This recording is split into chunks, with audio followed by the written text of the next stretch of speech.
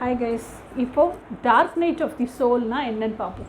Dark night of the soul அப்படிங்கிறது is nothing but the ego death. நம்மளோட புத்தி அப்படிங்கிறது என்ன? Ego self. அப்போது இப்படி தான் இருக்கணும், இப்படி தான் இருக்கணும், சமூகம் இப்படி தான் அங்கீகரிக்கணும், சமூகம் இப்படியெல்லாம் அங்கீகரிக்காது, நீ இப்படி தான் வாழணும், விக்டோரியஸாக இப்படி இருக்கணும்னா இப்படி தான் நீ வழிமுறைகளை பின்பற்றணும், இப்படி தான் நீ படிக்கணும், இப்படி தான் உத்தியோகத்துக்கு போகணும். இது எல்லாமே சோஷியல் கண்டிஷனிங். இது எல்லாமே உங்களுக்குள்ளே புகுத்தப்பட்டிருக்கு. இது எல்லாமே ஃபேக் மாஸ்க். இது எல்லாமே ஈகோ ஓரியன்ட் விஷயம். சமூகத்தில் நீ இப்படி இருக்கணும்னா அந்த சமூக கட்டமைப்புக்கு தகுந்த மாதிரி இருக்கணுங்கிறதுக்காக உங்களுக்கு சொல்லி கொடுத்து வளர்த்தப்பட்ட விஷயம். அது நிஜமாகவும் இருக்கலாம், நிஜம் இல்லாமலும் இருக்கலாம்.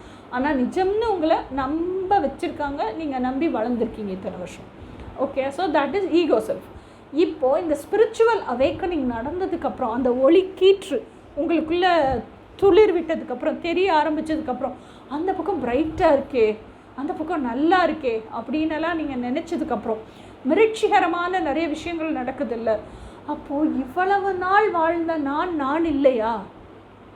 அப்போ இவ்வளோ நாள் நான் நினச்சிட்டு இருந்தேன்ல, நான் இவ்வளோ டேலண்டடாக இருக்கேன், ஸ்கூலில் படித்தேன், ஸ்கூலில் படிக்கும்போது இந்த மாதிரி குணாதிசயம் இருக்கிற ஒரு பர்சன் நான் நினச்சிட்டு இருந்தேன்.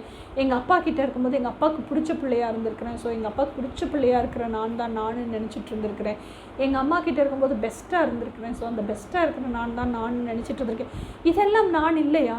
அப்போ இந்த விஷயங்களுக்கெல்லாம் ஏங்கும், இந்த குணாதிசயங்கள் எல்லாம் உள்ளடக்கின கேரக்டரிஸ்டிக்ஸ் ஃபீச்சர்ஸ் எல்லாம் உள்ளடக்கின இவ்வளவு கனவுகளையும் சுமந்துக்கிட்டு இருக்கிற, இவ்வளவு கற்பனைகளையும் கனவுகளையும் வாழ துடிக்கிற, இவ்வளோ பேஷனை உள்ளே வச்சுருக்கிற நான் தான் நான் அப்படின்னா, அப்போ இவ்வளோ நாள் வாழ்ந்துட்டு இருந்த நான் யார் அப்படிங்கிற ஒரு மிரட்சி வருது பார்த்தீங்களா? ஐயோ, அப்போ நான் இல்லாத ஒரு வாழ்க்கையை இத்தனை வருஷம் வாழ்ந்துட்டு இருந்தேன்னா, இதுதான் நான்னா, அப்போ எப்படி என்னால் இத்தனை வருஷம் இதை வாழ முடிஞ்சுது? இது ஏன் எனக்கு தெரியலை? அப்போது இதைத்தான் நான் வாழ ஆசைப்படுறேன்னா, இதை நான் எப்படி வாழ்கிறது? சமூகம் இதை அங்கீகரிக்காதே அப்படிங்கிற ஒரு மிரட்சி, பயம் வருது இல்லை? ஏன்னா அந்த சமூகங்கிறதா உங்களுக்குள்ளே இருக்கிற ஈகோ, அந்த புத்தி சார்ந்த வாழ்க்கை, அதை கொல்ல முடியல உங்களால். ஆனாலும் அதை தாண்டி அந்த உண்மை ஜெயிக்குது பார்த்தீங்களா? அந்த இருட்டுக்குள்ளேருந்து வெளியே, தட் இஸ் ஈகோ டெத் ஆக்சுவலாக.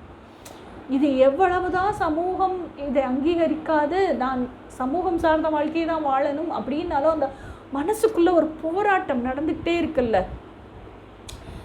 ஆனால் அந்த சமூகம் சார்ந்த வாழ்க்கையவே நான் வாழ்ந்துட்டு இருந்தேன்னா, என் மனசினுடைய நியாயமான கோரிக்கைகள், ஆசைகளை கூட என்னால் வாழ முடியாது. அப்போ அதை கூட வாழ முடியாமல் நான் இவ்வளோ வாழ்ந்து, இவ்வளோ சம்பாரித்து, இவ்வளோ கஷ்டப்பட்டு உழைச்சி என்னோடய வாழ்க்கையினுடைய அர்த்தம் என்னன்னு தேடுறீங்க பாருங்கள். அப்போ எனக்கு சமூகம் சொல்கிற வாழ்க்கையை வாழ்ந்தால் அது நிறைவையே கொடுக்காதில்ல. அது நான் யாருங்கிறத கொண்டுட்டு தானே வாழ்கிறேன். அப்போ நான் இல்லாத ஒரு வாழ்க்கையை வாழ்கிறேன்ல. அப்படிங்கும்போது உங்களுக்கு ஒரு என்ன சொல்கிறது, ஒரு அந்த மிரட்சியோடு சேர்ந்து, மிரட்சியெல்லாம் வந்தாலும் கூட கடைசியில் என்னதான் இருந்தாலும் சமூகம் சொல்கிற வாழ்க்கையை என்னால் வாழ முடியாது அப்படிங்கிற ஒரு டெசிஷன் வருது பாருங்கள்.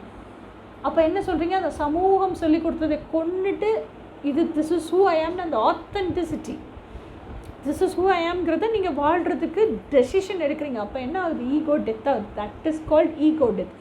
இந்த ஈகோ டெத் ஸ்டேட்டுக்கு வர்றதுக்கு நிறைய விஷயங்களை இன்ட்ராஸ்பெக்ட் பண்ணி அலசி ஆராய்ஞ்சு this is who I am அப்படின்னு உங்களோட செல்ஃப் ஐடென்டிட்டியை செல்ஃப் ரியலைஸ் பண்ணுறீங்கல்ல, that stages dark night of the soul. எல்லாம் உங்களோட ஆன்மாக்குள்ளே பயணித்து தானே பார்க்குறீங்க.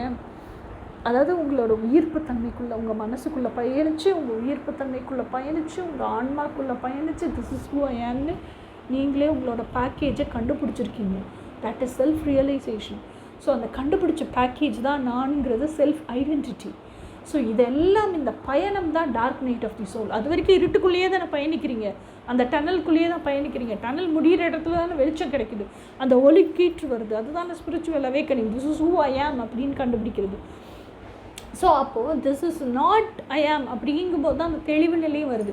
திஸ் இஸ் நாட் ஐ ஆம்ங்கிறது கிடையாது. இன்னாருடைய மகள், அப்பாவுக்கு இப்படி இருந்தால் தான் பிடிக்கும் அப்படின்னு அப்பாவுக்கு தகுந்த மாதிரி நான் வாழ்ந்தது. எங்கள் அப்பா அவரோட மனத்திரையில் என்னை எப்படி வச்சுருக்காரோ அதுக்கு தகுந்த மாதிரி என்னை அவர் உருவாக்குனது, நானும் அதுவாகவே வாழ்ந்தது.